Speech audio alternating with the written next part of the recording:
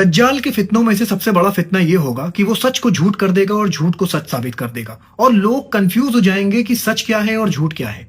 दोस्तों, वो दौर आ चुका है। और दज्जाल का एक और फितना होगा कि वो आपको आपके मरे हुए माँ बाप से बात कराएगा, और वो चीज दोस्तों हो गई है।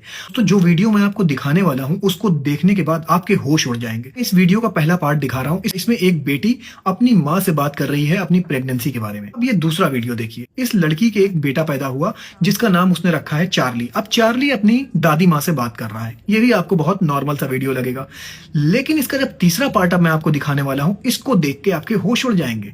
जब चार्ली पैदा नहीं हुआ था तो इस लड़की ने अपनी माँ का एक 3 मिनट का वीडियो रिकॉर्ड किया था, और अनफॉर्चुनेटली इसकी माँ की डेथ हो जाती है चार्ली के पैदा होने से पहले। अब जब चार्ली पैदा होता है तो एक ऐप है टू वॉच, जिसके फाउंडर हैं कनाडियन मूवी स्टार कोलम वर्दी।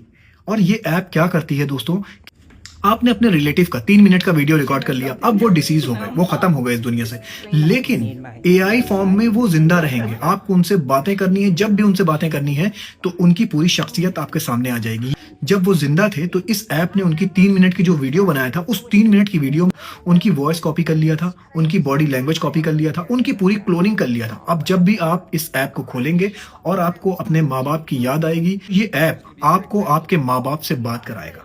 और आपको मेरी पहली वाली बात याद है मैंने क्या कहा था, कि दज्जाल आपको आपके माँ बाप से बात कराएगा। वही चीजें हो रही हैं दोस्तों।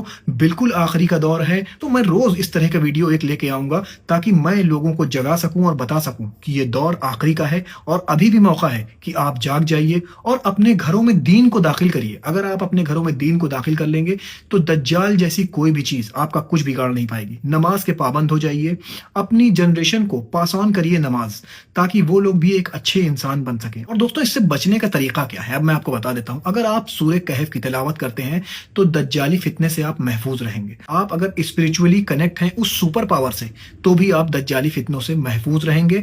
और दोस्तों, ईमान ही एक ऐसी चीज है जो इस दौर में हम लोग को बचा सकती है। दोस्तों, अपना बहुत ख्याल रखिए, मुझे अपनी दुआओं में याद रखिए, और अगर आपको लगता है कि इस बंदे को सपोर्ट करना चाहिए तो मेरा सब्सक्रिप्शन प्लान जरूर लीजिए, जिसके जरिए मुझे काफी हेल्प मिलेगी। अल्लाह हाफिज।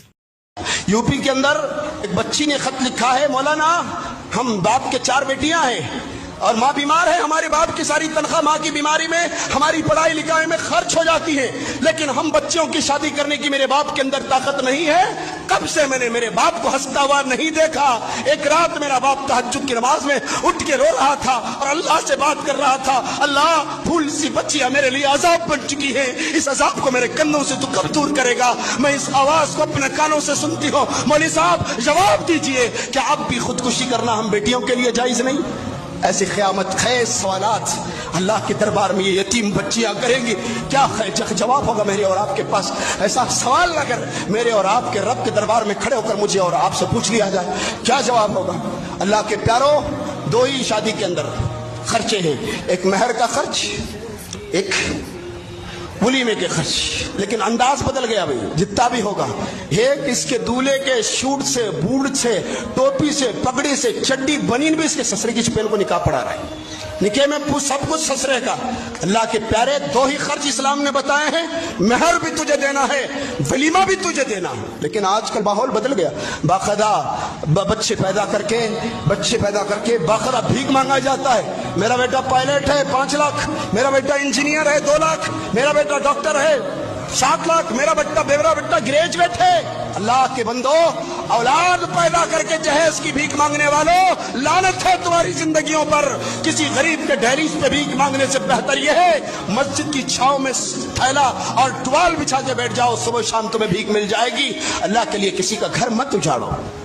सुनो इंसान, तुम जो अपने आप को साइंस का मास्टर समझते हो, क्या तुम ये जानते हो कि ये यूनिवर्स सिर्फ एक दुनिया नहीं, इसके ऊपर 7 आसमान हैं, और उन सब के पार है सिदरतुल मुंतहा, वो जगह जहां से आगे कोई नहीं जा सका सिवाय मोहम्मदुर रसूलुल्लाह सल्लल्लाहु अलैहि वसल्लम के। सिदरतुल मुंतहा।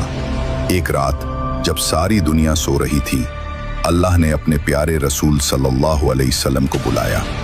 मस्जिद हराम से मस्जिद अक्सा तक इसरा का सफर हुआ, और वहां से आसमानों की ओर मिराज की शुरुआत।